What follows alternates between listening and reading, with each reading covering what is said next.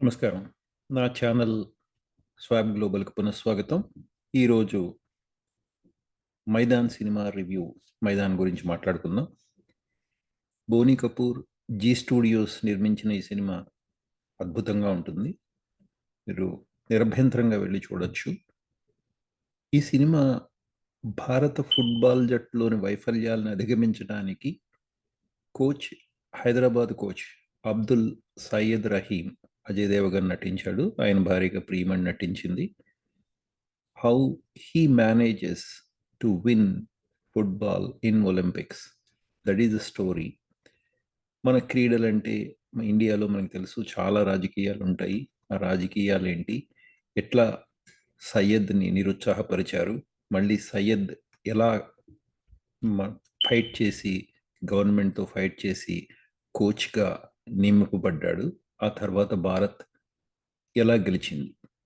ఇది ఈ ప్రతికూల పరిస్థితులను ఎదిరించి రహీం తన చిరకాల కోరికను సాధించాడా అన్న ప్రశ్నలకి సమాధానం ఈ మైదాన్.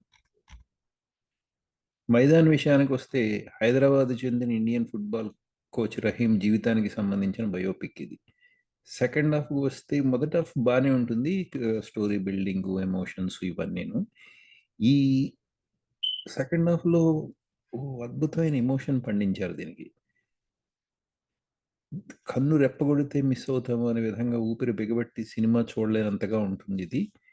ఈ నటీనటుల విషయానికి వస్తే అజయ్ దేవగన్ అద్భుతమైన పెర్ఫార్మెన్స్ అది. Award winning performance. ఆ పెర్ఫార్మెన్స్ని సపోర్ట్ చేస్తూ ప్రియమణి, ఇలా ప్రతి వాళ్ళు వాళ్ళ వాళ్ళ పాత్రలకు న్యాయం చేశారు. ఈ మనం ఇంకా ఒక surprise element in this one is AR Rahman. AR Rahman అనగానే మనకి ఫ్లాప్ మ్యూజిక్తో పాటు సినిమా ఫ్లాప్ ఇవి గుర్తొస్తాయి. కానీ ఈ సినిమాలో అతని బ్యాక్గ్రౌండ్ మ్యూజిక్ అద్భుతం అండ్ సినిమాటోగ్రఫీ సూపర్.